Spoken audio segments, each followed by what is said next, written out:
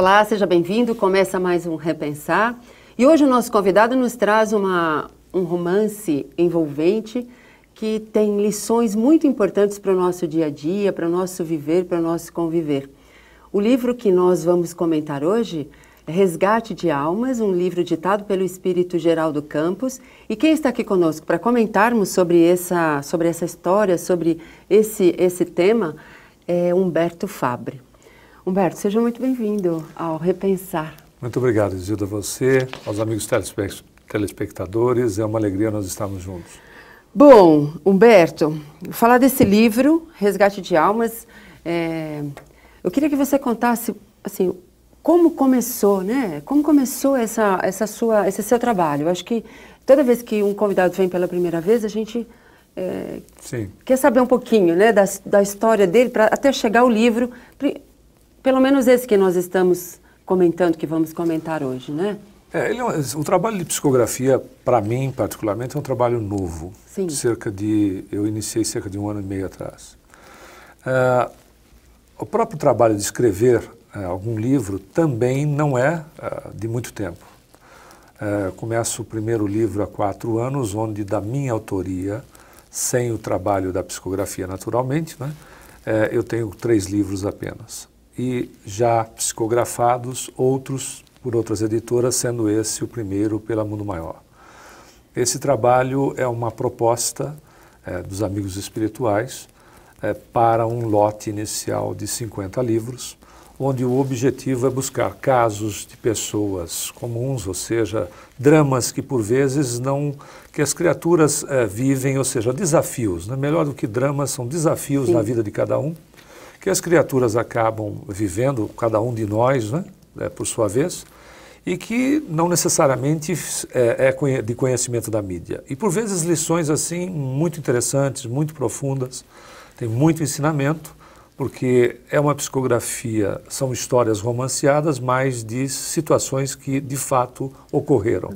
Muitas delas, inclusive, recentes, de uma condição relativamente recente. E colocadas, claro, como disse, a mídia não alcança, logo nós não tomamos conhecimento. E é um trabalho extremamente empolgante, né? Porque é uma experiência nova. E nessa experiência nós temos psicografado numa média de um livro a cada 45 dias. Certo. Eu entendo que apesar de ser um livro ditado por um espírito, eu acho que ele pode ser lido para qualquer pessoa, de qualquer religião, porque eu acho que esse é o grande, como que eu vou dizer assim, as pessoas querem saber como que é depois da morte. E esse livro está contando para nós a história de um jovem, né, que desencarna, porque as pessoas falam, desencarnou tão jovem, por quê? Ou ao mesmo tempo, como que um criminoso chega na espiritualidade? Como que um ser bom chega na espiritualidade? E você nos dá, nesse livro, nós podemos ter uma noção, você concorda que nós podemos ter uma noção de como... Sem ser espírita. Sem ser espírita, de como você chega na espiritualidade, sem ser um livro, doutrinário. Ele tem, as nuances doutrinárias dele são colocadas de maneira estimular a pessoa a estudar mais. Isso. Porém, ele traz situações reais em relação, neste caso específico, do resgate de almas. Ele é um jovem de uma família não tradicional em relação à questão da educação, mas diríamos que ultrapassado, uma família com características do pai violento ainda, mas enfim, ele acaba se tornando um dependente químico na parte do alcoolismo. E desencarna muito cedo, porque vai sair de casa e obviamente, o que vai acontecer é que ele se envolve ainda mais, né, na dependência e desencarna cedo. E só dando um preâmbulo, né, o primeiro capítulo, e é capturado por um grupo de espíritos que são obsessores com técnicas de vampirização. E vai mostrar, então, como funciona isso em relação à questão da obsessão.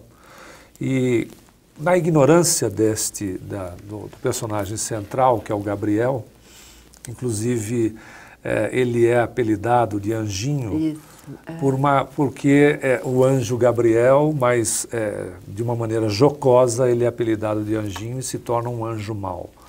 E ele, como tem potenciais magnéticos bastante acentuados, depois do período de ignorância, ele passa então a ser um dos grandes magnetizadores do grupo que ele faz parte. Então, eu entendo que você desmistifica algumas coisas, né? Porque essa coisa do anjo mau, anjo bom, que, não é? Nós aprendemos isso, o anjo que era bom virou mal, né? E o anjo que é bom não vira mal, você mostra aqui que não vira mal, né? Você mostra ao mesmo tempo o tratamento agressivo dos pais, que não funciona, porque esse jovem ele sofre bullying por conta do comportamento dele. Porque ele é muito tímido. Muito tímido. Então, eu acho que são lições do nosso dia a dia. Você bem disse que é a história de pessoas normais, né? Sim, sim. Então, eu acho que é interessante isso, para nós entendermos qual é o nosso papel na vida. Como que nós podemos agir para chegarmos à espiritualidade de uma forma melhor? Essa condição de chegar também é desmistificada, porque por vezes, até mesmo alguns amigos espíritas, há uma certa distorção que dá a impressão de que sair do corpo físico é entrar numa outra dimensão, mais ou menos com um viés católico, quando na realidade isso não acontece.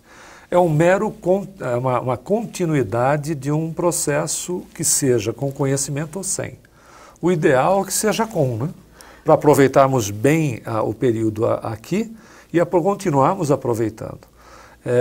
Nós tivemos a oportunidade de estudar um pouco e desenvolver um pouco o tema de terapia regressiva de vida passada, e é interessante que nós notamos que raros os casos, existem evidentemente, que a pessoa, quando regredida, ela tem recordação do período que passa pela espiritualidade. Via de regra, pula de uma encarnação para outra.